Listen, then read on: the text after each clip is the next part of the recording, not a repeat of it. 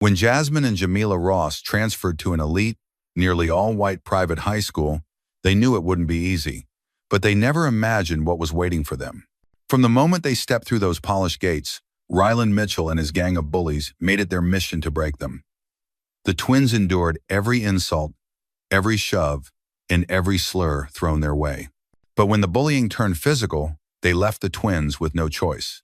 What the bullies didn't know was that Jasmine and Jamila were black belts, trained by a father who taught them never to bow their heads to hatred. The bullies believed they were picking on easy targets, but they couldn't have been more wrong. Before we go any further, comment where in the world you are watching from, and make sure to subscribe, because tomorrow's story is one you don't want to miss. The sun stretched across the grounds of Rosewood Hills Academy, casting a warm but unforgiving light over the neat lawns and tall brick buildings that stood like silent guards over the students gathering in small groups. Everything about the place spoke of money and old traditions, from the perfectly trimmed hedges to the polished stone walkways, as if the school had been built not only for learning, but to remind everyone who walked its paths exactly where they stood in the world. Jasmine and Jamila Ross, moving side by side, felt that reminder heavy on their shoulders even before they reached the front steps. Their uniforms were perfect, their posture upright, and their faces held calm expressions. But beneath it all, they could feel the weight of every glance that followed them, every quiet word that slipped between the students they passed. They were used to stares. They were used to whispers. But this was something sharper, something colder. It wasn't curiosity, they could tell the difference. This was the kind of attention that came with judgment already made, with a line already drawn before they'd even had the chance to speak. It wasn't only because they were new, and it wasn't only because they were twins. It was because they were black. And here, that made them stand out more than anything else. Their father, Darius Ross, had warned them it might be like this. He hadn't sugar-coated the world for them. He had taught them to expect moments like this, to carry themselves with strength and pride no matter what they faced. He made sure they could defend themselves if they ever had to, not only with words, but with skill and control that few their age possessed.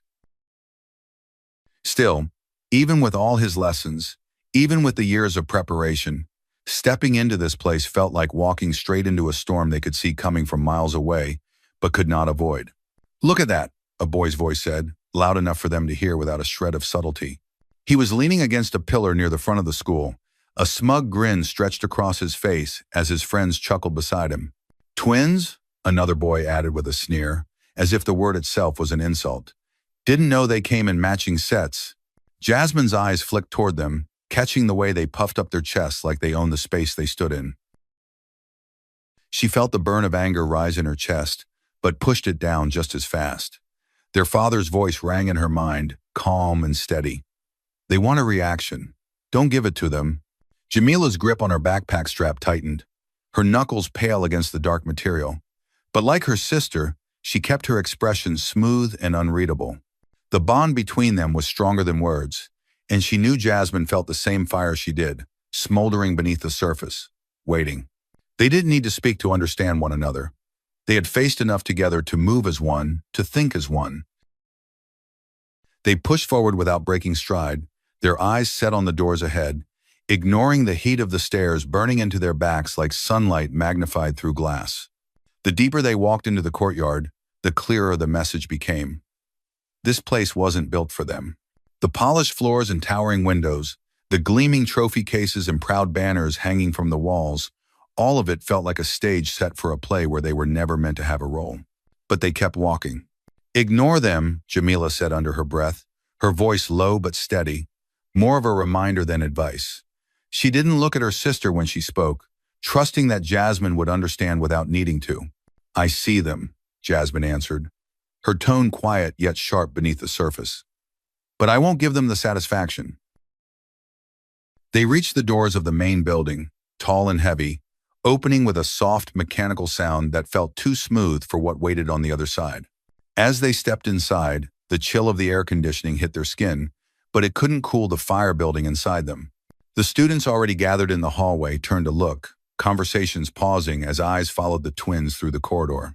Some faces held curiosity, others open hostility, and a few showed a flicker of something worse, amusement, like they were waiting for the moment the new girls would fall out of place and give them all something to laugh about. Jasmine's gaze swept the hallway, reading it like a map of territory marked by invisible boundaries. She saw how the bullies stood in clusters near the lockers, how the girls whispered behind their polished nails, casting sidelong looks filled with quiet malice. Every detail sank in. Every glance felt like a challenge waiting to be answered. They knew this was only the beginning. The looks, the whispers, the sharp-edged words spoken just loud enough to sting, but quiet enough to deny if challenged. All of it was just the start of something that would build and build until it could no longer be ignored. But they were ready. They had faced worse than this. They had trained for storms just like this one. Though the sky over Rosewood Hills Academy seemed clear and calm, Jasmine and Jamila could feel the pressure building in the air, the promise of thunder waiting just beyond the horizon. They wouldn't be the ones to strike first. Their father had taught them better than that. But if the storm came to them, they would not run. And when it did come, it would be ready to meet something far stronger than it expected. The first days at Rosewood Hills passed exactly how Jasmine and Jamila had expected, but that didn't make it any easier to carry. From the moment they stepped into their first class, it became clear that every eye was waiting for them, not with welcome or curiosity, but with cold, quiet judgment. The classroom itself was neat and bright, sunlight spilling across clean desks and shining off polished floors. But no amount of light could hide the way the students, and even the teachers, treated them like they didn't belong. Teachers called their names without looking up, their voices flat, their attention already moving on as if the twins were little more than a line on the attendance sheet. In the hallways, the crowd seemed to shift just enough to block their way, forcing them to step aside or move slower, all while pretending it was an accident. It wasn't. They knew it. And the students around them knew it too. But Jasmine and Jamila didn't give them the reaction they wanted. They kept their heads high, moved with purpose, and didn't let the tension force them into a corner. Even when the looks grew longer and the whispers sharper, they pushed through every day, steady and silent. It didn't take long for Rylan Mitchell to show his face. He wasn't hard to spot. He acted like he owned the place, walking with a careless swagger that came from knowing the rules never really applied to him. His blonde hair was perfectly styled, like he'd stepped out of a magazine, and he wore his uniform like it was a costume, loosening his tie and leaving his shirt untucked to show just how little he cared. "Hey!" Rylan called out one morning as the twins crossed the courtyard to their lockers. His voice was loud, confident, meant to grab attention. His friends gathered around him, laughing already, like they didn't even need to hear the joke to know it would be good. "You two get lost on the way to the servants' entrance?" he asked, his words clear and sharp in the open air. His friends broke out laughing, too loud for the weak insult, but they weren't laughing at the joke itself. They were laughing at the target. Jamila kept her eyes forward, her face calm, her steps even. She didn't give them the satisfaction of looking back. Jasmine's gaze flicked to Rylan for just a moment, sharp and steady, but she didn't stop walking either. She saw the smirk on his face, saw his friends nudge each other, feeding off the attention. And though her chest tightened with anger, she kept it beneath the surface. They both did. But Rylan wasn't finished. "Guess they don't understand English," he called out louder, making sure everyone nearby could hear. "Maybe we should try speaking their language." "What is it, jungle talk?" The laughter that followed was worse this time. It spread through the crowd, pulling more students in, even ones who hadn't paid attention before. Now they were watching, waiting. Some amused, some curious. None of them caring enough to stop it. Jasmine's jaw tightened, her teeth pressed together, but she took a slow breath, steadying herself. She could feel Jamila close by, her presence steady, like an anchor keeping her from drifting into the storm Rylan was trying to create. They kept moving. In the days that followed, things only got worse. Rylan's friends, Zane and Blake, stepped up their harassment. They made a game out of bumping into the twins in the hallways, knocking their books to the floor with fake apologies and smug looks that said they knew exactly what they were doing.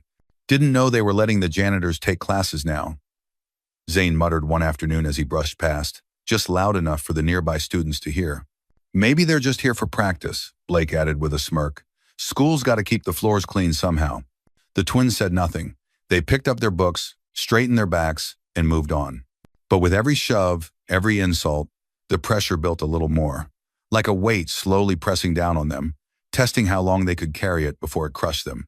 What made it harder was the silence from everyone else. No teachers stepped in, no students spoke up. Even the ones who didn't join in just turned away, pretending not to see. The teachers kept their eyes on their papers or their screens, unwilling to get involved, unwilling to admit that this perfect school had anything ugly lurking beneath its surface. At home, their father saw the signs, even though they tried to hide it. Darius Ross had taught them how to fight, how to defend themselves with skill and control. But he had also taught them to see trouble coming, to recognize the quiet signals that warned of bigger storms ahead. Over dinner, he watched his daughters closely, reading the tightness in their jaws and the heaviness in their eyes. He didn't ask them directly, didn't push them to speak before they were ready. But when they finally told him, he listened without interruption. "You remember what I taught you," Darius said that night, his voice calm, but there was no softness in it. "Control is power. They want to get under your skin. Don't let them." Jasmine nodded, her mouth set in a firm line. Jamila matched her sister's determination, though her eyes carried a flicker of frustration that was getting harder to hide. "They're pushing," Jasmine said, steady but serious. "Harder every day." "They will," Darius replied without hesitation. "They think you'll break. They want you to." "And if they don't stop?" Jamila asked, her voice just as steady, her meaning clear. Darius's eyes met theirs. And in that look, there was no hesitation, no doubt. "Then they'll find out you're not the ones who break." His words hung in the air like a quiet promise, one the twins carried with them into the next day and the days that followed. Letting it sit just beneath the surface of their calm expressions, they walked through the halls of Rosewood Hills with their heads high, knowing it wasn't a question of if things would escalate, but when. And that moment was coming fast. The days bled into each other, each one colder and more unforgiving than the last. As if the walls of Rosewood Hills had tightened around Jasmine and Jamila little by little, squeezing just enough to remind them that this place was never meant for them. Every passing hour felt like another test of how much they were willing to endure. They had kept their heads high through the stares and the whispers, through the cheap insults and the forced laughter of students who had long since learned that cruelty was rewarded here, not punished. But beneath their calm surface, they could feel the pressure building, steady and certain like storm clouds gathering before a downpour. It was Rylan, of course, who decided that words and petty shoves were no longer enough. He had always wanted a bigger audience, always wanted to see how far he could push before something snapped. And now that he sensed the cracks forming, he wasted no time in planning something cruel enough to draw every eye in the school, something that would humiliate the twins in a way they could never brush off, no matter how strong they acted on the outside. The plan wasn't complicated, because it didn't need to be. Cruelty never did. Not when it was backed by confidence and a crowd willing to play along. It started in the morning when Jasmine and Jamila arrived to find their lockers covered in ugly, hateful words scrawled across the metal in thick, dripping red paint. The slurs were bold, shameless, left there for everyone to see. Black markers had been used to draw ugly, cartoonish faces with exaggerated features meant to mock them. The images twisted and dehumanizing. Crumpled papers had been shoved through the locker vents, all of them filled with more insults, each worse than the last. As if the bullies had taken turns to see who could write something more vile. As they stood there, shoulders squared, faces tight with control, the hallway around them erupted in laughter, sharp and cruel. Students stopped to point, to snap photos on their phones, to spread the moment like wildfire. Some laughed openly, loud and unrestrained, while others covered their mouths and pretended to hide their amusement. But it didn't matter. The twins saw it all, felt every jab like a needle under the skin.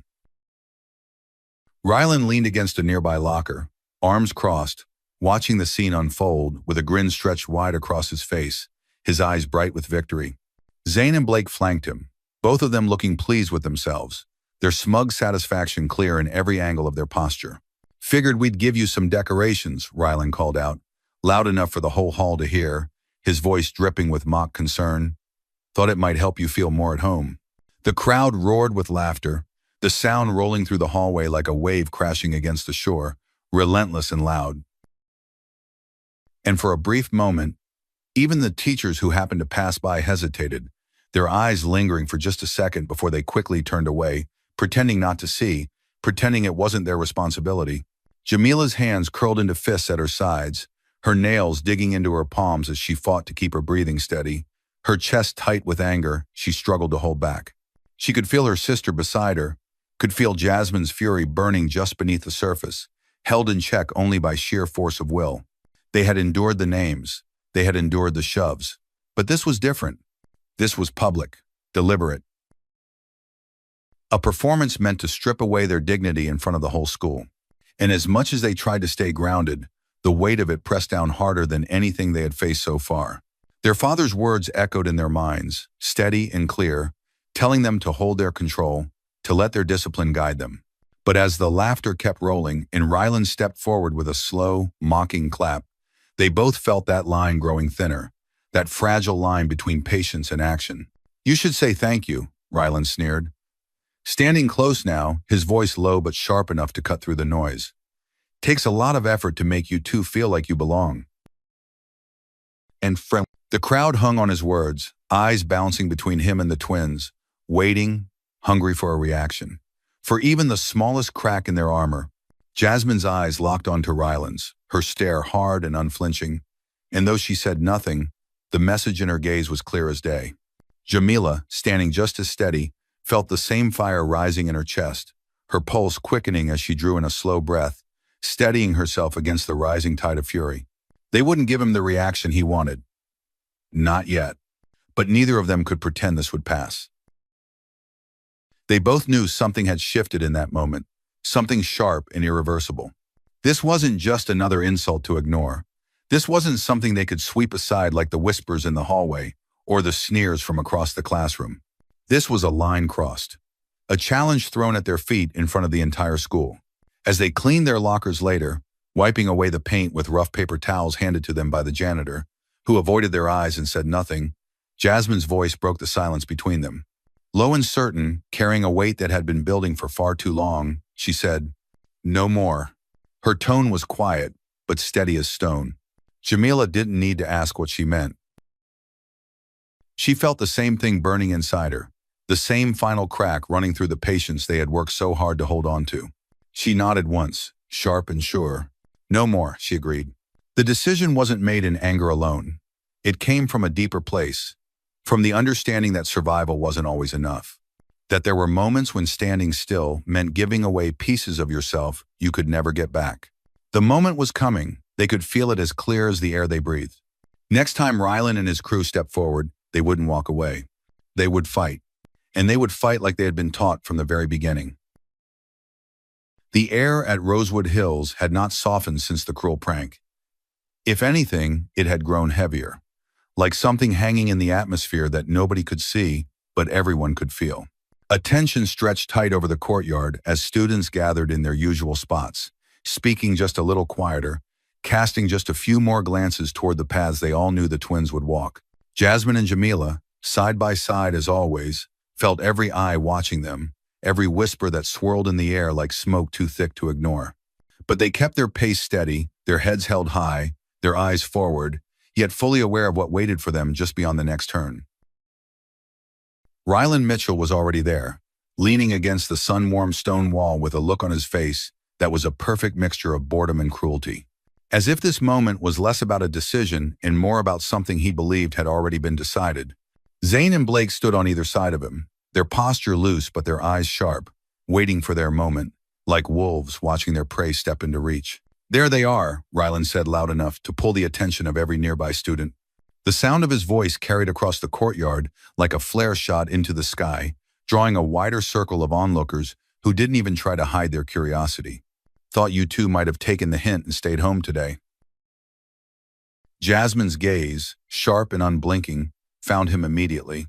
She didn't stop walking, didn't flinch at the sound of his words, but there was no mistaking the way her eyes pinned him in place, steady and cold.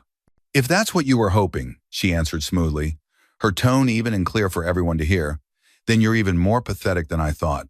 The crowd gave a low murmur, a ripple of surprise moving through the students as they caught the sharp edge of her words. Rylan's smirk twitched at the corners, and for a moment it faltered, just enough to show the flash of annoyance beneath. "You've got a lot of nerve," Ryland snapped, straightening from the wall and taking a step closer. He closed the space between them with the casual confidence of someone who had never once expected to be challenged. "Talking like that, acting like you belong here." Jamila shifted her stance, squaring her shoulders. Her voice was steady, but it carried the weight of every insult they had swallowed, every cruel prank they had endured in silence until now. "We do belong here," she said firmly, her eyes locked on Ryland without a trace of hesitation. "More than you ever will. You walk around like you own this place, but deep down you know the truth. Without your little gang, you're just another coward hiding behind cheap jokes and weak friends." Her words struck deeper than she could have expected, cutting through the shallow armor Ryland wore like a mask. The crowd responded with a louder stir. Students glanced at each other, sensing the moment shifting, feeling the ground under this confrontation start to shake. Ryland's jaw tightened, his eyes narrowing as he closed the gap between them further. Standing so close now that Jasmine could see the flicker of uncertainty behind his glare, though he masked it quickly with rage. "Say that again," he challenged, his voice tight and brittle, like glass about to crack. "You heard her the first time," Jasmine replied calmly, her gaze never wavering. "You just don't like the truth when it's said to your face." Ryland's chest rose sharply as he fought to hold on to his bravado. But the cracks were there for anyone to see. He turned his glare to the crowd, feeding off their attention, needing it to rebuild his confidence. "You think you're tough? You think you can stand there and run your mouths without paying for it?" "We don't think," Jamila said, her tone sharpening just enough to cut through the noise around them. "We know." That was the final push Ryland needed to abandon words altogether. His hands shot out without warning, slamming hard into Jasmine's shoulder, forcing her to step back under the sudden force, though she caught herself easily, her feet planted firm against the ground as if rooted there. The crowd's gasp rang loud and sharp. Students drew in their breath as the scene before them tipped from tension into open threat. Blake, seizing the moment, stepped toward Jamila, swatting her books from her arms with a cruel grin, sending pages scattering across the pavement in a messy sprawl that felt like an echo of the prank they had suffered days before. Zane followed, shoving hard into Jamila's shoulder, his voice dripping with mockery. "What now? You going to run to Daddy?" That was the line crossed, clear as day, bold and undeniable. Jasmine's eyes burned into Ryland's, her voice calm but packed tight with the fire that had been building beneath her ribs for far too long. "No," she said, her breath steady, her words loud enough for all to hear. "We're done running." Without hesitation, she stepped forward, her movement fluid and controlled, and planted her palm against Ryland's chest with a sharp, practiced force that sent him stumbling back, his eyes wide with surprise as the breath shot out of him. At her side, Jamila moved just as smoothly, dropping low and sweeping Blake's legs from beneath him with precision, sending him sprawling across the ground with a heavy thud that silenced his laughter in an instant. The courtyard exploded with noise.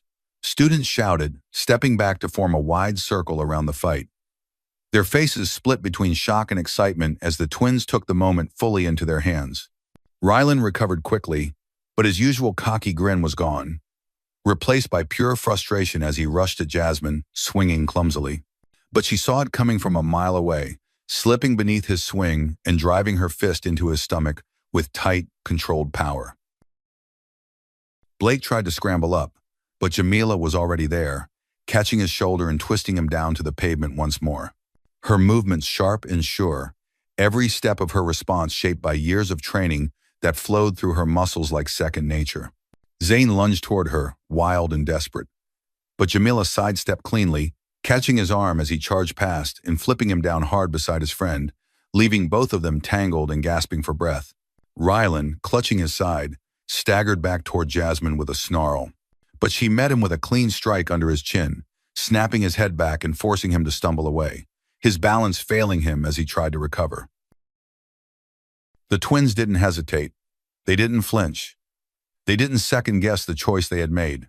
Their father's lessons, drilled into them over long hours of practice, guided every move they made, every block, every counter, every strike. They were not here to perform for the crowd. They were not here to prove anything to anyone watching. They were here because the line had been crossed, and they were ready. The courtyard had become their arena, And as the fight unfolded with growing intensity, it became clear to everyone watching that Jasmine and Jamila were not the victims in this story. They were the reckoning. The courtyard, which had begun the day filled with lazy morning chatter and idle footsteps, now pulsed with energy so sharp and alive, it felt as though every brick beneath their feet had begun to hum with it.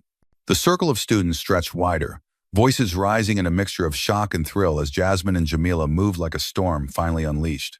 Their bodies worked in perfect sync, every strike and counterlanding, with precision shaped not by wild anger, but by years of hard, patient training. Rylan, forced back by the quick, punishing blows Jasmine delivered, tried to gather himself. But there was fear creeping into his eyes now, clear and unmistakable beneath the flush of his skin and the sweat starting to bead along his hairline. He had always believed himself untouchable, shielded by his numbers and his status. But none of that protected him here. Stripped of his usual smirking advantage, he stood face to face with someone who would not cower and would not yield. "You thought we'd just take it," Jasmine said, her breath controlled, her voice steady, even as she dodged another wild swing and answered with a sharp elbow into Rylan's ribs that made him grunt and stagger sideways. "You thought you could keep pushing until we broke." Her words cut as deep as her strikes. And Rylan, still gasping for breath, found himself struggling not only against her fists, but against the truth of her voice, loud enough for everyone watching to hear and feel down to their bones. Blake, having scrambled to his feet, charged at Jamila with a frustrated snarl. But she met him head-on, slipping beneath his swing and driving her palm into his sternum with enough force to send him crashing backward, his body folding over itself as he hit the ground hard, gasping for breath that refused to come. "You picked the wrong fight," Jamila added, her tone sharp as steel, as she watched Blake writhe on the ground before her. Her eyes never leaving him as she took a single, measured step closer, making it clear that she would not give him the chance to rise again so easily. Zane, desperate to turn the tide, grabbed a broken piece of wood from the ground, something that had fallen loose from one of the benches, gripping it in both hands as he rushed toward Jamila with reckless force. But she saw him coming as if in slow motion. Her senses sharpened by adrenaline and discipline, her body already moving to intercept. She sidestepped his charge with smooth precision. Her hand snapped out to catch his wrist in a firm, unbreakable grip, twisting sharply to disarm him, and send the makeshift weapon clattering harmlessly to the ground. With the same motion, she spun, driving her elbow into the side of his face and sending him crashing to his knees, dazed and defeated. "Cheap shots won't save you now," she said. Her words were low but clear, carrying across the circle of watching students who had fallen into a breathless silence. Their earlier amusement replaced with something closer to awe and fear. Rylan, furious and embarrassed, lunged at Jasmine once more. His fists swung wild and sloppy, driven by panic rather than skill. But Jasmine was already a step ahead, weaving under his attack, catching his wrist in a tight grip, twisting sharply as she stepped into him and drove her knee into his stomach with brutal force. His breath exploded from his lungs in a choked sound as he collapsed to the ground, clutching his ribs.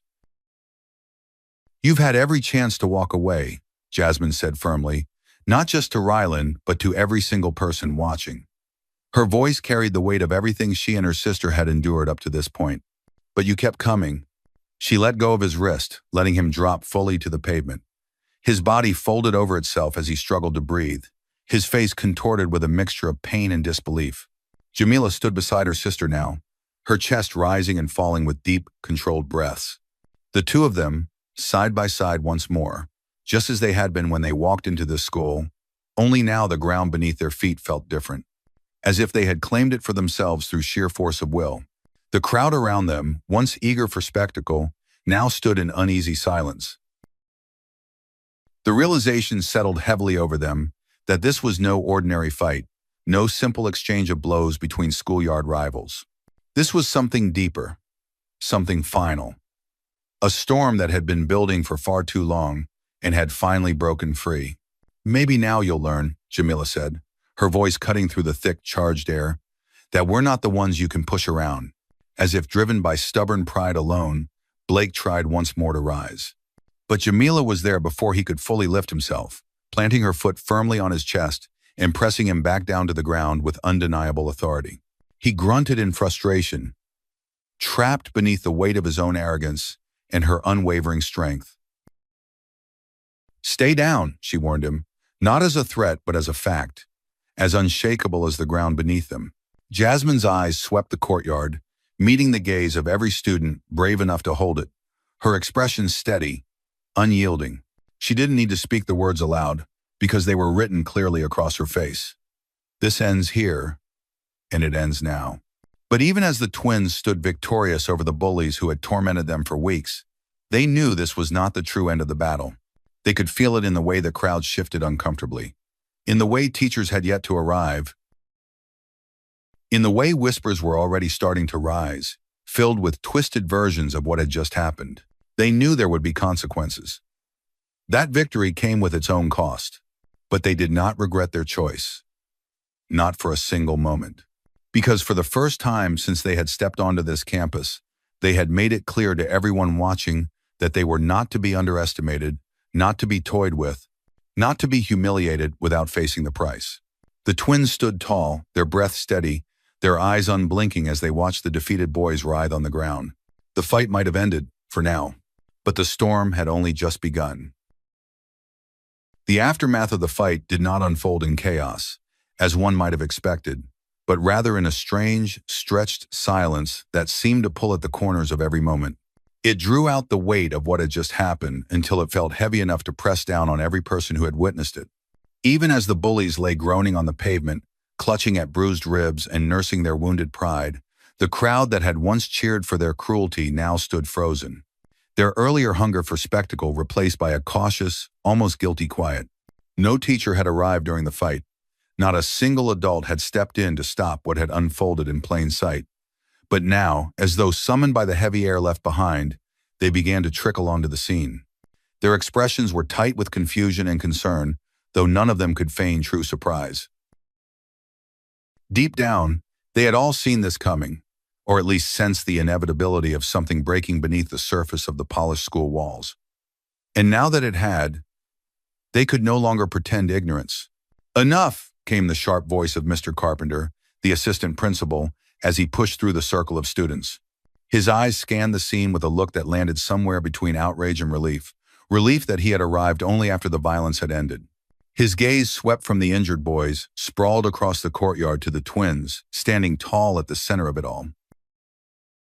Their breathing was controlled, their posture strong, their faces set with an unflinching calm that made it impossible to pretend they were anything other than the victors. "What is going on here?" Carpenter demanded, though the question hung in the air more as a formality than a genuine inquiry, because it was clear from the scene before him exactly what had unfolded. Before Jasmine or Jamila could answer, Rylan coughed painfully and forced himself to speak through gritted teeth. They attacked us," he gasped, his voice thick with desperation and fear, but also with the familiar entitlement of someone who believed he could still control the story if he spoke first. "We didn't do anything. They just went crazy." The crowd shifted, uneasy. Their silence began to crack under the weight of the lie. Some students glanced away, unwilling to meet the eyes of the twins or the adults now gathering, while others stared at Rylan with uncertainty, as if unsure whether to follow his lead or finally acknowledge what they had seen with their own eyes. Jasmine's jaw tightened, but she held her composure.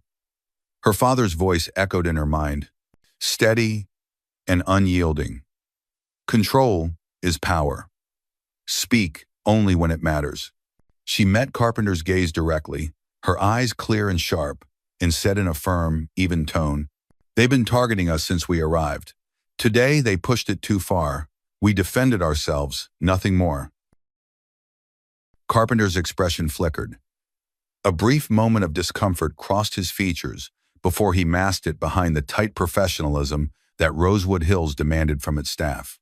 "We'll sort this out inside," he said at last, though there was no real promise in his words, no assurance of fairness. "All of you, come with me." The twins did not protest. They exchanged a quiet look between them, a glance filled with unspoken understanding, and then fell into step behind Carpenter.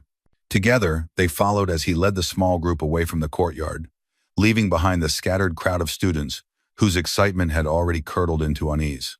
Inside the administrative offices, the walls felt closer, the air cooler, but none of it dulled the fire burning beneath the twins' calm exterior.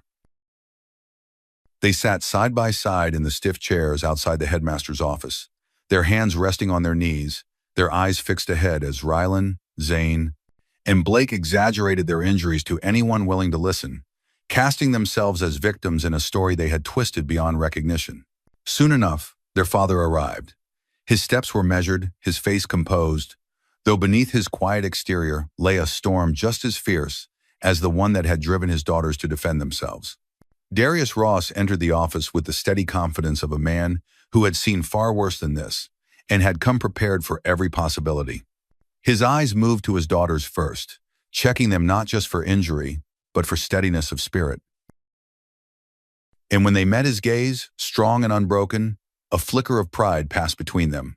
He turned then to the headmaster, a man named Hamilton, whose suit was as crisp as his expression was pinched, as though he had been forced to step away from something far more important than the well-being of his students. "We will be conducting a full investigation," Hamilton said. His tone clipped. His hands folded neatly in front of him on the polished desk. "But in the meantime, I'm afraid both of your daughters will be suspended until we can review the facts." See.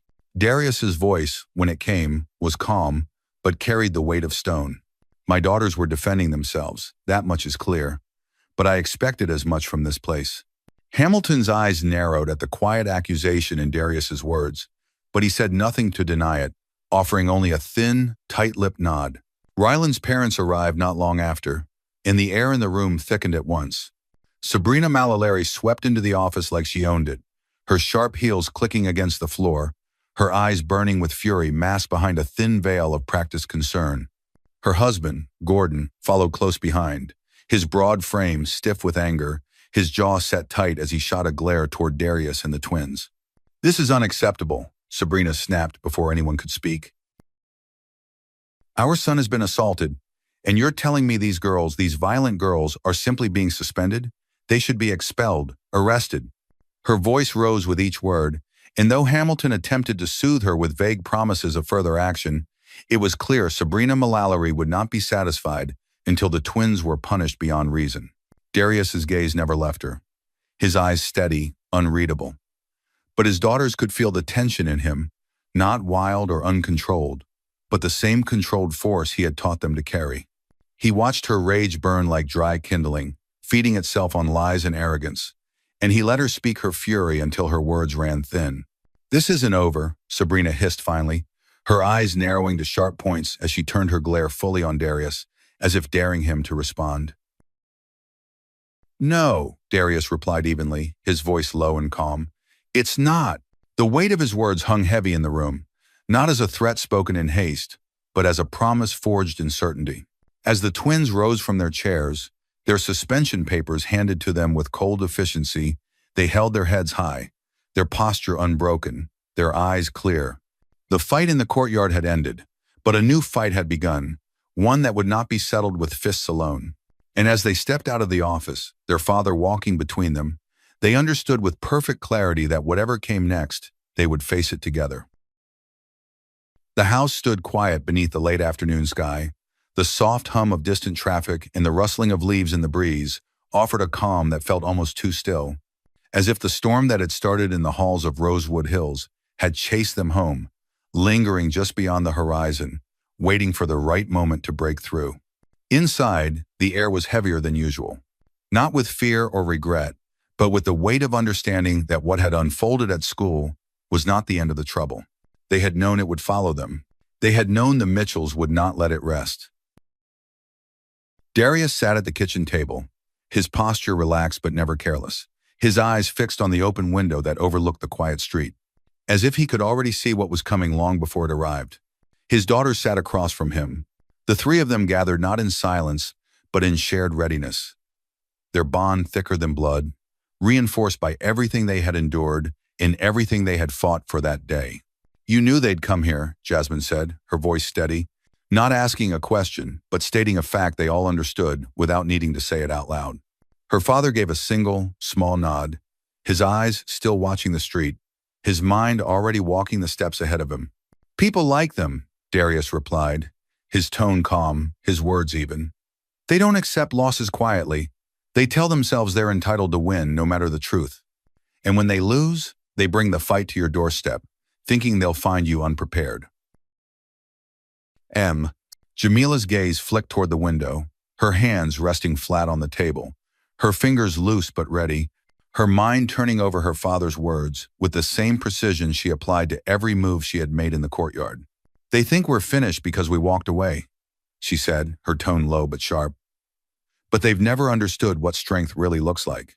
Before Darius could answer, the sound of tires crunching against gravel carried through the air, clear and sharp as a warning bell. They heard the car doors slam next, heavy and angry, followed by the unmistakable stomp of expensive shoes against pavement.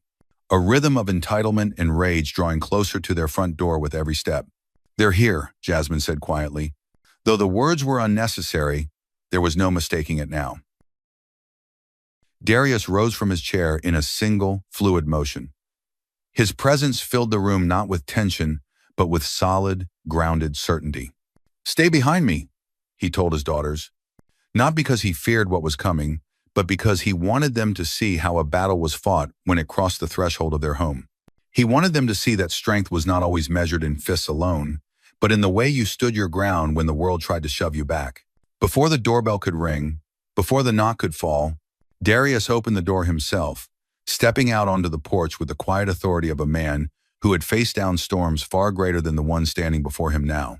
Sabrina Mitchell's face was twisted in a mask of fury, barely held together by the thin thread of social civility. Her eyes burned beneath perfectly styled hair, and expensive sunglasses perched on her head like a crown of false superiority. Gordon Mitchell stood beside her, his broad frame stiff with barely contained anger, his jaw tight as his fists flexed at his sides, the veins in his neck standing out like cords stretched too tight. You think you can get away with this? Sabrina spat, not bothering with any form of greeting, her words sharp and fast as she stepped closer to Darius, her heels clicking hard against the concrete. You think you can lay your hands on our son and there won't be consequences? Darius's expression remained unchanged, his gaze steady and unwavering, as he met her fury with the calm of a mountain against the wind. Your son attacked my daughters, he replied, his voice low but carrying enough strength to fill the space between them completely. They defended themselves. That's the truth, whether you choose to accept it or not. Don't you dare play the victim here, Gordon snapped, his voice rough, almost trembling with rage as he took a half step forward, his posture aggressive, his fists clenching and unclenching as if itching for an excuse to strike. Your girls are animals just like you, and you've got the nerve to act like you're innocent. The words hung in the air like a foul stench, drawing a cold stillness over the moment. But Darius did not rise to the bait. He let the insult sit between them, let it expose more about the man in front of him than any argument could have, and then he answered, not with fury, but with absolute clarity. You've already made up your mind about who we are, Darius said, his tone smooth as stone. But that doesn't change the facts. You raised a bully, and today he found out what happens when bullies cross the wrong line. Sabrina's face twisted deeper in anger, her mouth opening to spit another insult. But before she could speak, her husband stepped past her, too far gone in his own rage to hold himself back any longer. You think you can talk down to us in our own town? Gordon growled, his voice rising as he swung a wild, heavy fist at Darius, his face flushed with fury, his eyes wide with blind certainty that force would win where words had failed. But Darius was already moving, already turning his body with practiced ease, his hand rising to catch Gordon's wrist mid-swing. The force of the blow arrested completely by the strength in Darius's steady grip. Gordon's eyes went wide with surprise as Darius twisted his arm just enough to throw him off balance, guiding him to stumble sideways before releasing him without wasting a drop of energy. You've made your choice, Darius said evenly, his eyes hard as iron. Now you'll live with the consequences. But Gordon, too angry and too foolish to see reason, charged again, this time with both hands raised in a clumsy attempt to wrestle Darius down, as if brute strength could overpower years of discipline and skill. Sabrina, shrieking something unintelligible, tried to follow, her hands clawing at Darius's arm, her fury a storm of wild, uncontrolled rage. Darius moved with clean precision, stepping back just enough to draw both of them forward, using their momentum against them. He caught Gordon's arm again, pulled him off balance, and sent him sprawling onto the porch floor with a thud that rattled the wooden boards. Sabrina swung at him wildly, but Darius caught her wrist just as smoothly, twisting her arm behind her back with careful, practiced control that left her trapped, her breath hissing through clenched teeth. "You came to my home," Darius said quietly, his voice carrying not just power but finality. "You thought you'd bring fear into this house, but fear doesn't live here." And with those words, the truth of it settled over the moment completely, undeniable, and absolute. For a moment, there was a frozen stillness on the porch. The kind of moment that feels stretched so thin it could snap with the smallest touch. The Mitchells, trapped between fury and fear. Darius holding Sabrina firmly in place while Gordon scrambled awkwardly to push himself up from the wooden boards beneath him, his pride more battered than his body, but his eyes still full of blind rage that refused to let him see the futility of what he was doing. His face was flushed, deep red, veins bulging at his temple, jaw tight as he tried to swallow his humiliation and turn it back into aggression, though anyone watching could see his bravado was wearing thin under the weight of reality. "You let me go," Sabrina hissed, twisting against Darius's steady grip, her voice sharp with panic that she tried to disguise as anger. But it cracked beneath the surface, the strain bleeding through no matter how hard she fought to keep her composure. "Do you know who we are?" Darius's eyes, steady and cold, did not flicker once as he held her wrist firm. Not tight enough to hurt her, but tight enough to leave no doubt who controlled this moment. "I know exactly who you are," he answered, his voice even and low, his gaze sharp as a blade honed over years of quiet battle. "And it doesn't impress me." Gordon, now back on his feet, charged again without thinking. His movements sloppy with anger, his body lunging forward in a way that revealed he had never truly learned to fight, only to dominate with brute force and the assumption that no one would ever push back. But Darius had seen this kind of man before too many times to count. He sidestepped Gordon's charge with ease, pivoting smoothly and using his opponent's momentum to drive him straight into the porch railing, the wood creaking under the weight of the impact. "You think this is over?" Gordon barked, even as he staggered back, trying to catch his breath, spitting his words through gritted teeth like they might carry some weight now that his fists had failed him. "You're finished. You and your girls, all of you. Inframan." Darius's reply was calm, stripped of all fury because it needed none. Only the clean, undeniable truth. "No," he said, stepping toward Gordon with the quiet power of a man who had nothing to prove and everything to protect. "You are." Gordon threw another punch, wild and desperate. But Darius caught his arm once more, locking it tight in his grasp before twisting him around and slamming him down onto the porch floor, flat on his back. The breath knocked from his lungs in a hard gasp that left him sputtering beneath Darius's shadow. Sabrina screamed, her panic no longer hidden as she tried to tear herself free, clawing at Darius's arm with shaking hands. But her movements were erratic, full of fear that had finally risen to the surface now that she saw her husband laid low.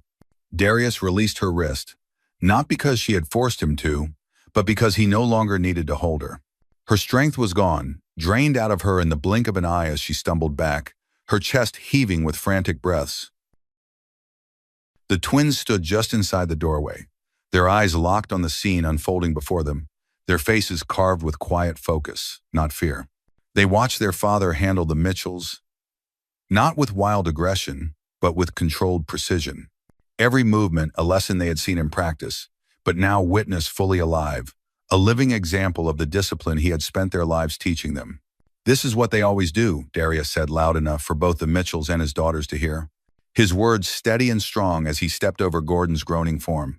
"They think they can walk into our space, into our lives, and break us with threats and violence. But they forget. We don't fold. We stand." Sabrina's eyes darted toward her husband, who lay struggling to breathe, and then back to Darius. Her lips parted as though she meant to speak, to spit another threat or excuse, but no words came. Her breath stuttered in her chest, her rage swallowed whole by the weight of her own helplessness. "Call the police!" she shrieked at last, her voice cracking under the strain of her panic. "Call them! He attacked us!" But even as she screamed the words, there was a hollowness to them, a shaky weakness that made it clear she no longer believed her own cries. You came here, Darius reminded her, never raising his voice, but letting each word settle like a stone dropping into still water, rippling out until there was no escaping it. You brought violence to my door, and now you'll live with what you brought. Gordon, still gasping on the porch floor, managed to lift himself onto one elbow, his eyes wild with disbelief as he stared up at Darius, seeing not just the man in front of him, but everything he had underestimated. Everything he had failed to understand until this moment had stripped him of all his false power. Sirens, distant but growing louder, began to echo through the neighborhood, the approaching sound slicing through the heavy air like a blade. Neighbors had emerged from their houses, drawn by the noise and the chaos, their faces etched with a mix of curiosity and quiet satisfaction, as if they too had grown tired of the Mitchells' arrogance, and now watched with silent approval as justice unfolded on the front porch of the Ross home. Darius didn't move, didn't flinch at the sound of the sirens. He stood tall, unshaken, his daughters beside him, their eyes clear and proud as they watched the scene play out. Whatever the police would bring next, they were ready, because they had already won the battle that mattered most. This fight was never about the punches thrown or the bruises left behind. It was about standing firm when others expected them to fall. About showing the Mitchells, the school, and the entire town that their strength could not be taken, could not be broken, no matter how hard they were pushed.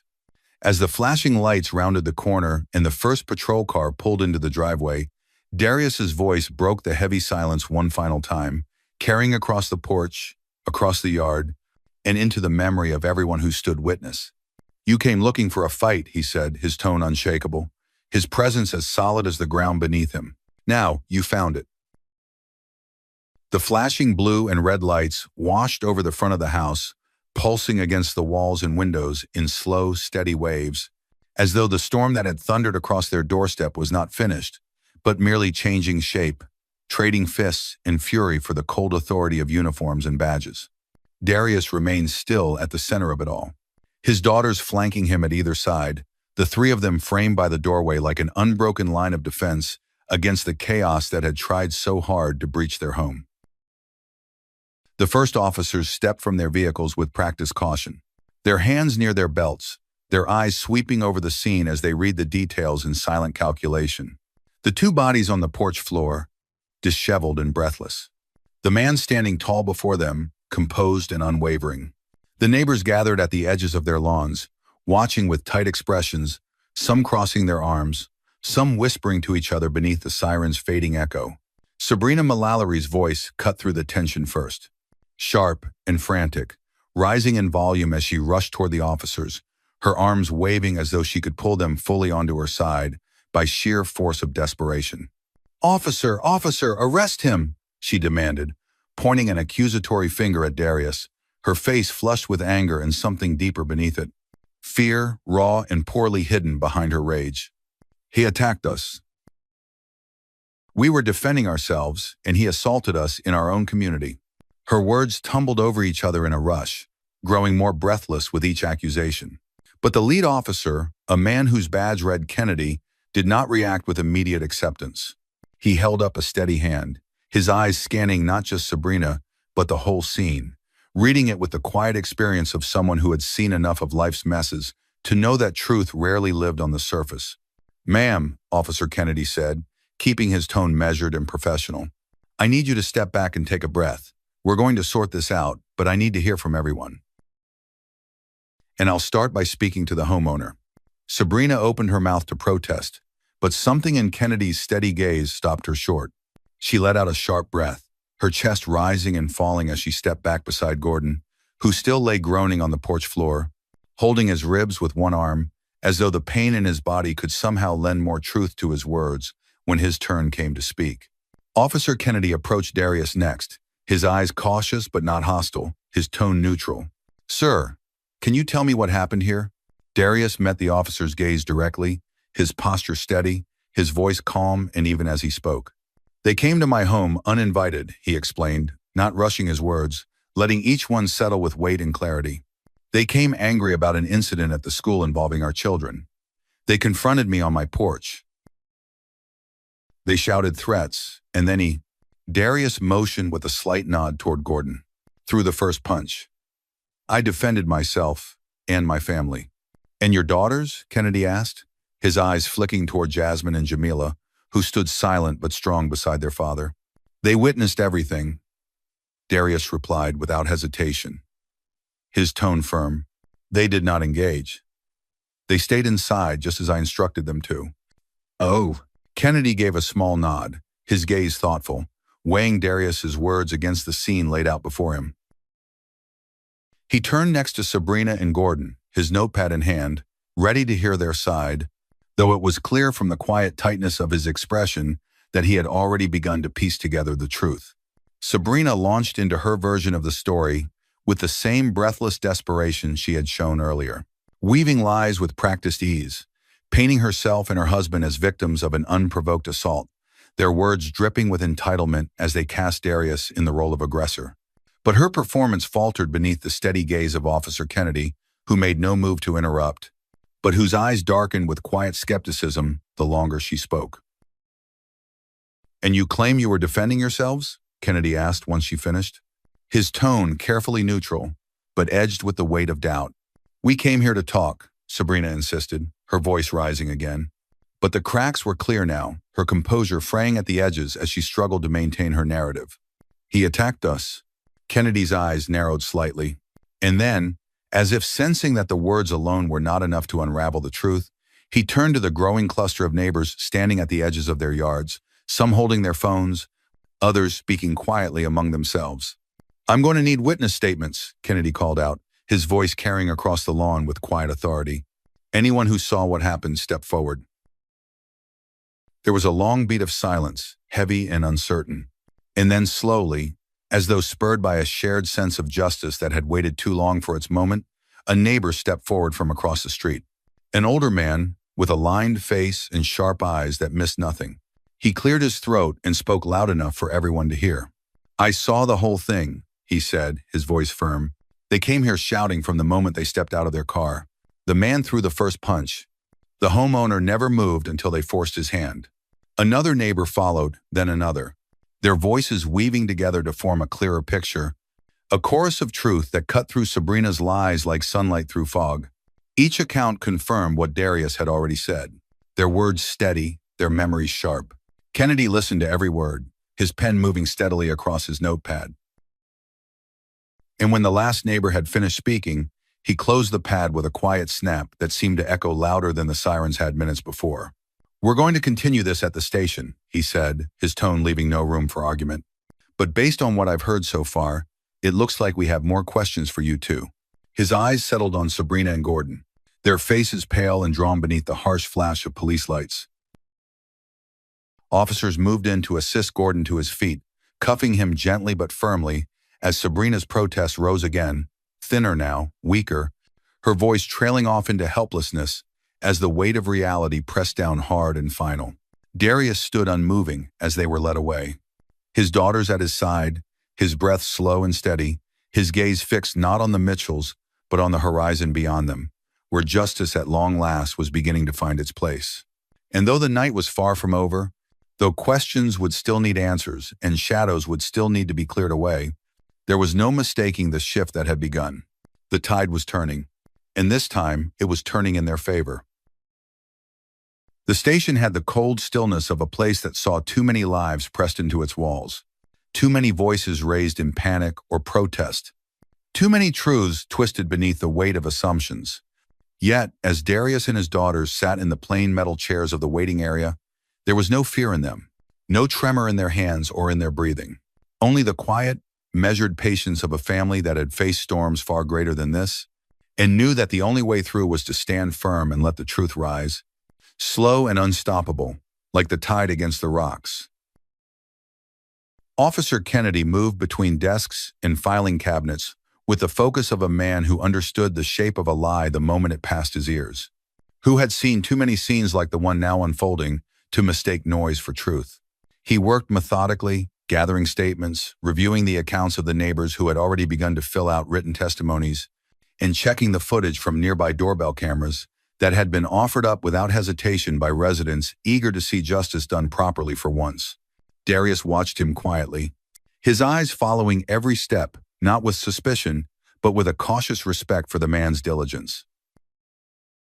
He saw in Kennedy not the quick judgment of a man eager to close a case, but the slow, steady patience of someone who knew that real answers came not from who shouted the loudest, but from who stood the longest on solid ground. Jasmine and Jamila sat close to their father, their posture upright, their faces calm. Though inside both felt the slow churn of everything they had endured, everything they had carried, rising to the surface as the walls of the station seemed to close in and the long wait stretched further. Yet even through the quiet tension, they did not falter. They had faced worse storms and come through unbroken, and they knew they would come through this one the same way. Kennedy approached at last, his notepad tucked under one arm, his expression thoughtful, lined with the weight of what he had gathered. He paused before them, clearing his throat gently before speaking. "Mr. Ross," he began, his voice careful but firm, "I've reviewed the neighbor statements and security footage, and it's clear you didn't start the confrontation. It's also clear your actions were defensive." Darius offered a small nod, acknowledging the officer's words without triumph, without relief, but with the quiet steadiness of a man who expected nothing less from the truth. Kennedy continued, shifting his weight slightly as he glanced at his notes. "What's more, the footage we've collected also shows that the Mitchells came to your property aggressively. They crossed onto your porch first. They raised their voices, and they initiated physical contact. Multiple angles confirm this." A soft breath passed between Jasmine and Jamila. Not quite a sigh, but the slow release of held tension, a moment of quiet reassurance settling in their chests, like a small flame that refused to go out, no matter how much wind had battered it. "However," Kennedy went on, his tone still even, "given the severity of the injuries and the Mitchells' claims, we'll need to document everything fully. There will be formal statements, a full report, and there may still be legal proceedings. But I want you to know," he added, his gaze settling on Darius with something that felt almost like respect, "from what I've seen, the evidence is clearly in your favor." Darius's reply came without hesitation, his voice low and sure. "We'll give you every answer you need." As they followed Kennedy into the interview room, Jasmine and Jamila felt the weight of the moment settle deeper into their bones. Not as a burden, but as a reminder of everything they had endured to reach this point. They sat beside their father, answering questions with clarity, recounting the events of the day with steady voices that carried the full truth of their experience, not leaving room for doubt or distortion. Piece by piece, the story unfolded under the watchful eyes of the officers, not as a twisted tale spun from fear and bias, but as a clean, unbroken chain of facts that led from the first shove in the courtyard to the final confrontation on their doorstep. They told of the days of harassment, of the cruel prank that had pushed them to the edge, of the fight forced upon them by boys who believed they could do anything without consequence. They spoke not as victims, but as survivors. And as their story filled the room, the shape of the truth became impossible to deny.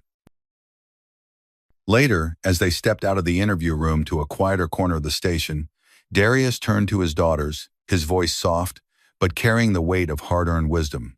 "You see how it works," he said. "Not as a lesson, but as a reminder of what they already knew in their bones. They'll twist the story, try to make it theirs. But the truth is patient. It waits, and when it's time, it stands tall." Jasmine met his gaze, her eyes bright with resolve. "We're not done yet," she said, her voice firm. Jamila nodded beside her, her expression just as steady. "But we're getting there." Kennedy approached again, a faint tightness in his jaw, as he flipped open his notepad once more. "There's something else," he said, his tone cautious but not hesitant. "One of your neighbors mentioned something about earlier trouble at the school. We're going to pull surveillance footage from the school property as well. If there's a pattern, it'll help clear this up faster." At those words, a quiet ripple of understanding passed between Darius and his daughters. They had carried the weight of the bullying alone until now, had endured in silence while the school turned a blind eye. But if the truth of those days could finally come to light, then this battle would not only clear their names, it would expose the rot that had festered beneath Rosewood Hills for far too long. "Do it," Darius said without pause. "Let the whole story come out." Kennedy gave a small nod and stepped away to make the call, his movements efficient, his purpose clear. As the quiet of the station settled around them once more, the twins and their father sat together, steady and unshaken. Knowing the storm had not fully passed, but also knowing the tide had turned irreversibly in their favor. And no matter what came next, they would be ready. The quiet hum of the fluorescent lights filled the station with a low, steady buzz. A sound that might have been insignificant in any other moment, but here, under the weight of what was unfolding, it seemed to underline every passing second, stretching time as the final pieces of truth began to slide into place. Darius sat with his daughters close beside him. The three of them, a steady line of resolve in a room that had grown tight with tension. The atmosphere thick with the scent of papers, ink, and the slow burn of justice that was beginning at last to catch fire. Across the room, through the narrow glass panels of the adjoining office, they could see Sabrina and Gordon Mitchell seated at a separate table, their posture fraying under the pressure that was building around them. Sabrina's sharp features, once held together with the confidence of entitlement, had begun to crack. Her eyes darting from one officer to another, her mouth pressed into a thin line as though she was trying to hold back the fear that trembled just beneath her surface. Gordon sat heavier in his chair, his shoulders slumped in a way that spoke of more than just physical pain. His gaze, avoiding the window, avoiding Darius's eyes, avoiding the inevitable. Officer Kennedy returned to the room, a folder thick with printed photographs and reports tucked beneath his arm. His expression sharpened by the clarity that only undeniable evidence could provide. He moved with a sense of purpose that filled the space between them, pulling a chair closer to the table before he set the folder down and flipped it open. The first page catching the harsh light overhead, a still image pulled from a neighbor's security camera, showing Gordon Mitchell mid-swing, his face twisted in anger, his fist flying toward Darius's head. Without a word, Kennedy spread the images across the table, each one more damning than the last, capturing the escalation, frame by frame. The truth laid bare in a sequence of moments too clear to deny. There was no confusion in the photographs, no room left for twisting stories or fabricating excuses. Only the plain, undeniable fact that the Mitchells had brought their fury to Darius's doorstep and ignited the confrontation with their own hands. Darius's gaze remained steady on the images, his face composed, his breath slow and even, not because the evidence surprised him, but because it confirmed what he had known from the start, that the truth, though it may have been delayed, had never strayed from their side. We've also pulled initial footage from the school's surveillance system, Kennedy continued, his voice firm as he laid out a second set of images. These darker and grainier, but no less clear in their story. The camera caught the prank at the lockers, the boys cornering your daughters in the hallway, the shove that led to the fight in the courtyard. Between these, the witness statements from your neighbors, and the admissions made by a few students after we followed up, we have a strong case building in your favor. At his words, a quiet breath passed between Jasmine and Jamila. Not relief in the way of weakness, but in the form of a slow, patient exhale, as though they were allowing themselves, just for a moment, to feel the weight of the battle begin to lift from their shoulders. "And the Mitchells?" Darius asked, his voice low but steady, carrying the question not with desperation, but with the weight of responsibility, as a man who had never needed to shout to be heard. Kennedy's mouth tightened for a heartbeat before he answered, his words chosen carefully, but leaving no room for doubt. "They're in deep," he replied, his tone edged with quiet finality. "They came here full of bluster, thinking their story would carry weight on its own. But with this evidence, their accusations are falling apart fast. The more they talk, the deeper they dig their own hole." As Kennedy spoke, movement caught Darius's eye beyond the glass. Another officer entered the room where Sabrina and Gordon sat, a thick stack of papers in hand, setting them down on the table with a thud that seemed to ripple through the very air between them. Sabrina's mouth moved, her words lost behind the glass, but her rising panic was plain to see, her gestures sharp and frantic as she tried to argue against the growing mountain of facts. Gordon, for all his earlier rage, sat silent now, his eyes fixed on the table in front of him, his hands clasped tightly together, as though he could hold back the consequences by sheer force of will. "Let them see it all," Darius said quietly, more to himself than anyone else, though Kennedy heard him clearly and gave a small nod of agreement. "Let them see what happens when they push too far." "We intend to," Kennedy replied, closing the folder with a deliberate motion, as if sealing the fate of the Mitchells between its pages. Moments later, they were joined by another officer, this one younger. His uniform freshly pressed, but his expression already hardened by the realities of the job. He carried a printed transcript in his hands, placing it before Kennedy with a subtle nod. Statements from two of the students, the officer explained, his voice steady. They confirm prior harassment at the school, consistent with what Mr. Ross and his daughters reported. End of. Kennedy scanned the pages quickly, his eyes sharpening with every line he read. That should be enough, he said at last, setting the papers down with a quiet weight that seemed to settle not just on the table, but in the air around them. We'll be moving forward with charges. Assault, trespassing, possibly harassment once the full scope at the school is established. Darius gave no outward reaction, his calm, undisturbed. But Jasmine and Jamila felt the subtle shift in their father's posture, the quiet satisfaction of a man who had stood his ground, not for the sake of victory alone, but for justice itself. Sabrina's voice, sharp even behind the glass, rose once more. A desperate sound, with none of its earlier confidence. Gordon's shoulders sagged further, his head lowering as if he could no longer bear the weight of the truth pressing down upon him from every side. Officer Kennedy turned back to Darius and his daughters, his expression settling into something almost respectful. You've handled yourselves well, he said simply. This won't be easy, and it's not finished yet. But you did the right thing. Darius inclined his head once, a gesture of acknowledgement rather than gratitude. For he had never fought for approval, only for what was right.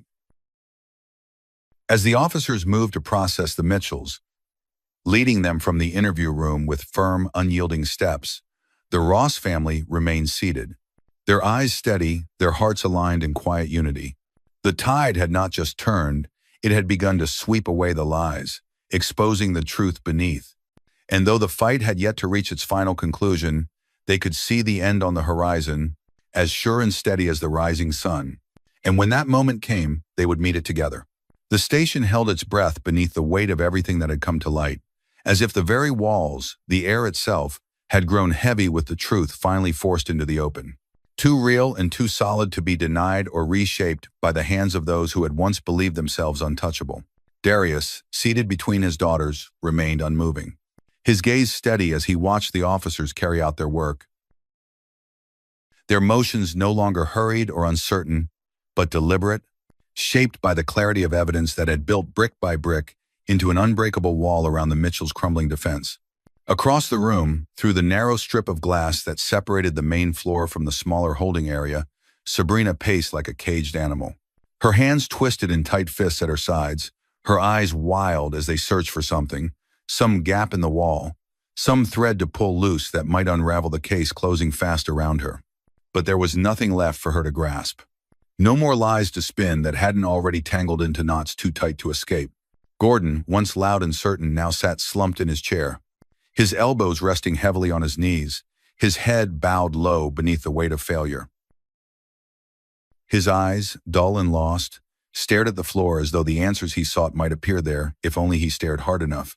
But he found nothing except the hollow echo of his own choices staring back at him. Officer Kennedy stood at the center of it all, his posture firm, his expression sharpened by the finality of the moment. He flipped through the last of the statements and recordings gathered in the hours since the Mitchells had been brought in, his mind running through the full story laid bare before him.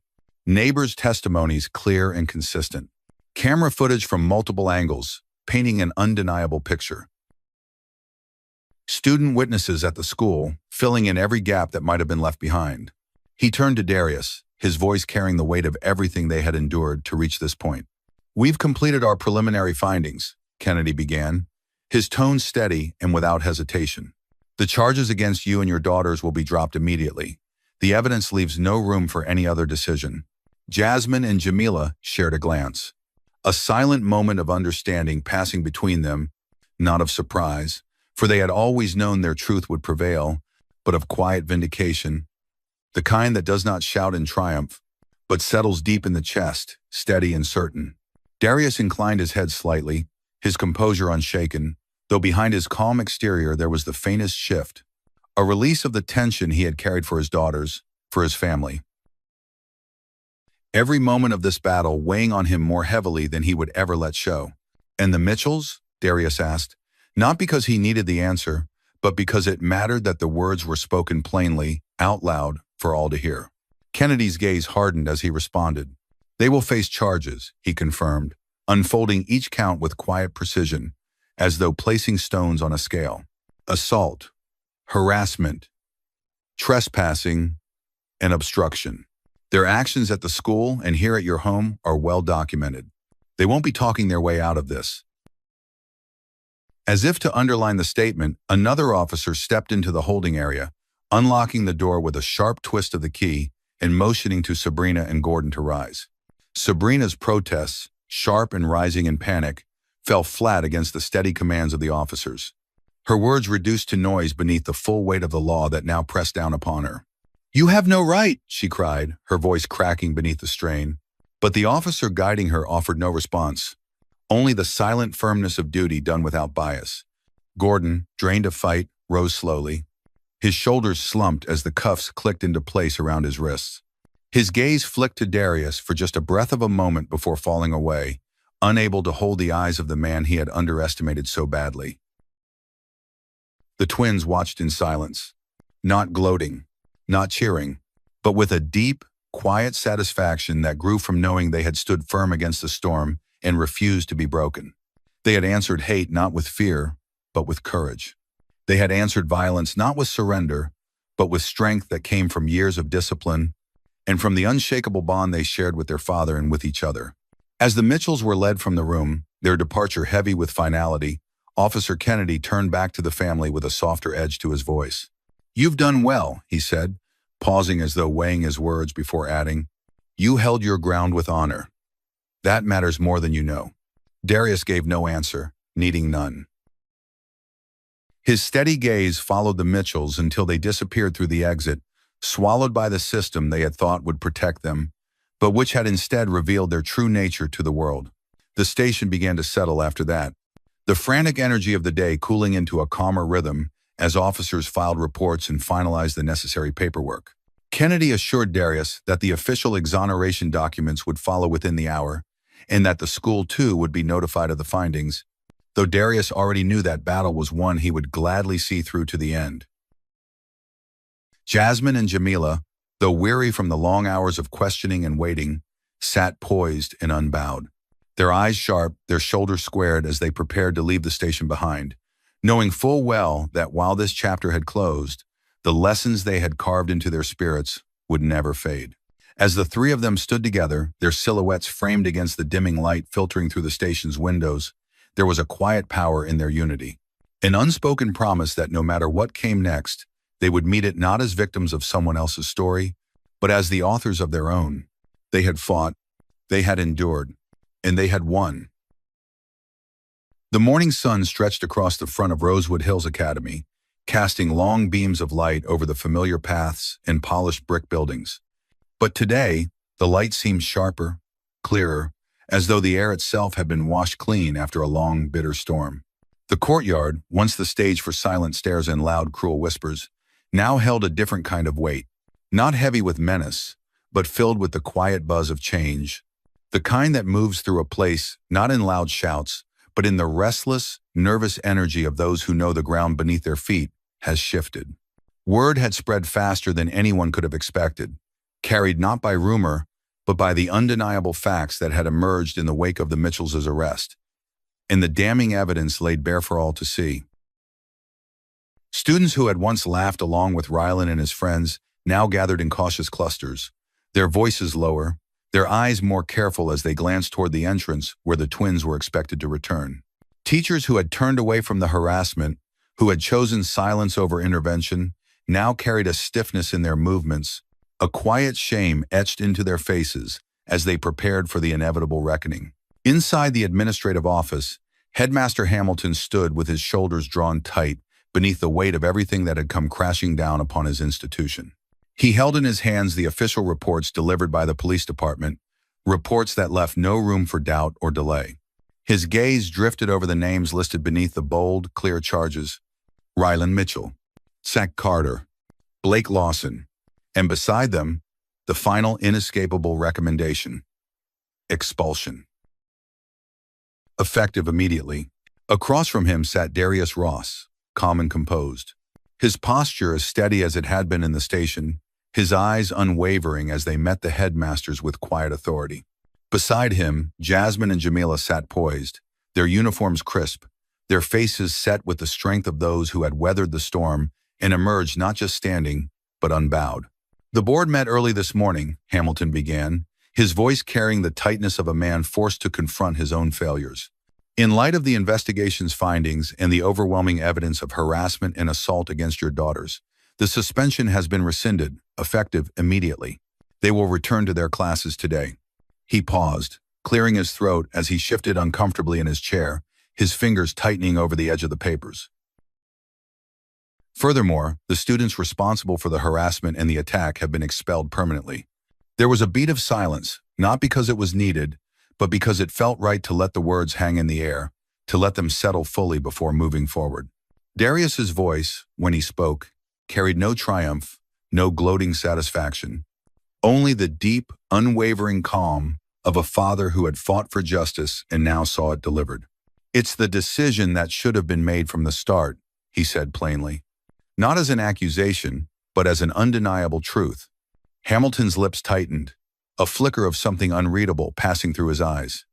Whether it was regret or embarrassment or both, it was impossible to say. But he nodded, the gesture small but telling. "We failed your family," he admitted, his voice lower now, roughened by the weight of the truth.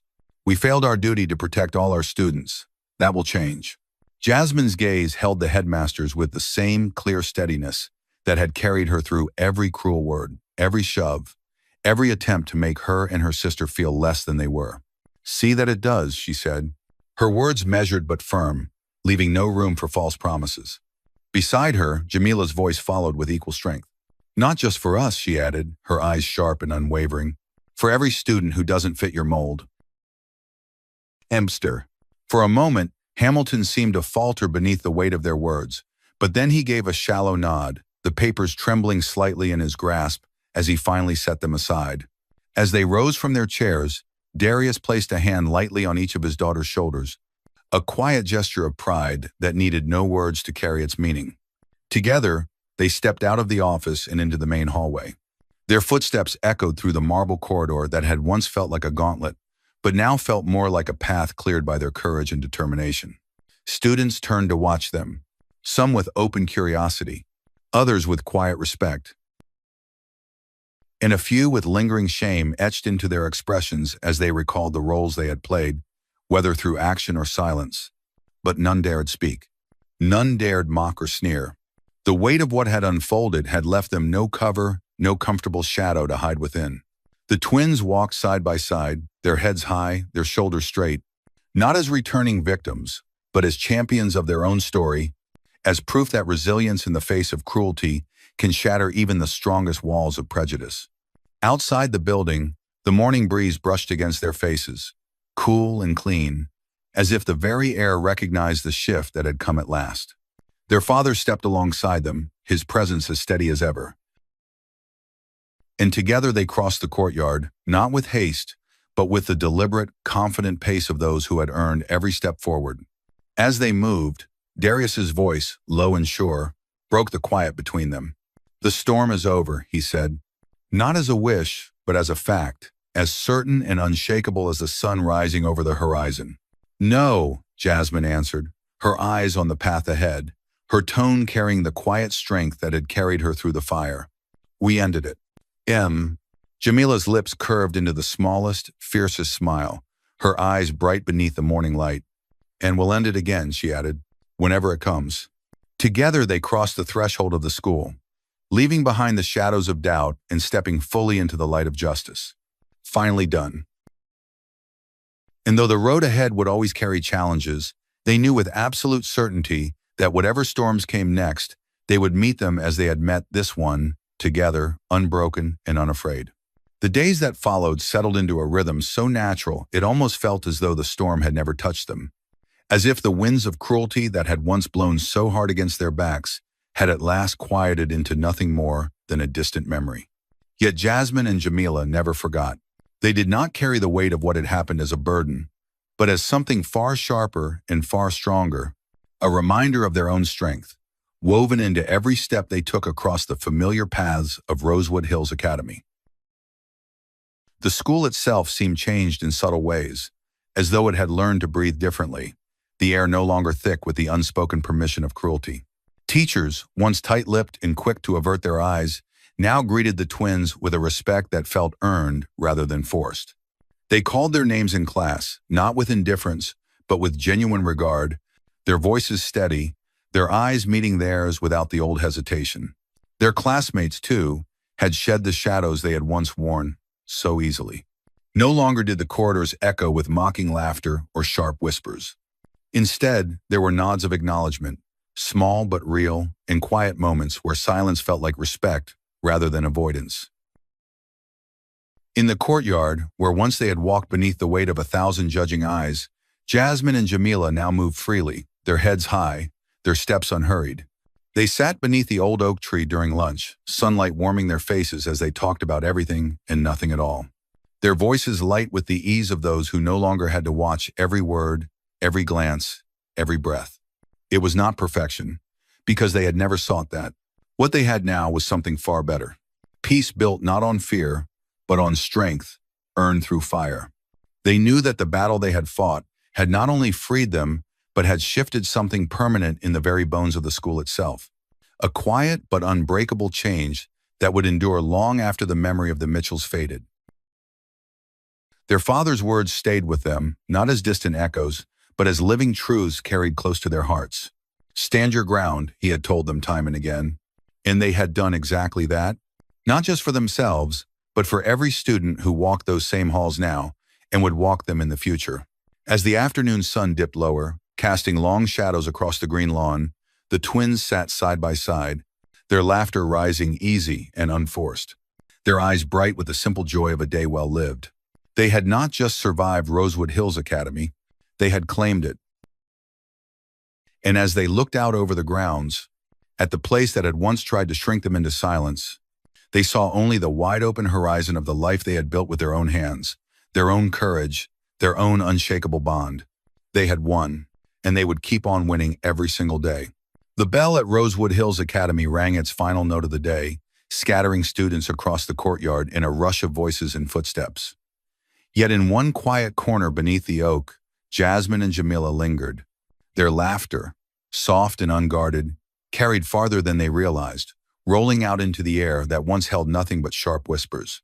Darius leaned against the brick wall a few paces away, arms crossed, eyes steady. He did not speak, did not need to. Watching his daughters, heads high, shoulders unbowed, was its own reward, a truth deeper than any verdict could deliver. The sun dipped lower, spilling gold across their faces. For a fleeting moment, it seemed the whole world had stilled, pausing to bear witness. Not to a victory parade, not to a spectacle, but to the quiet power of resilience etched into two young women who had refused to break. Jasmine turned, her gaze catching her father's plaints. No words passed between them, yet everything was said. Strength, love, promise.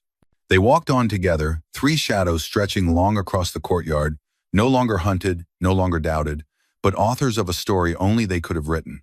And though tomorrow would bring new tests, new storms, they carried with them the unshakable certainty of this day, that truth, once spoken, does not fade. It takes root. It endures.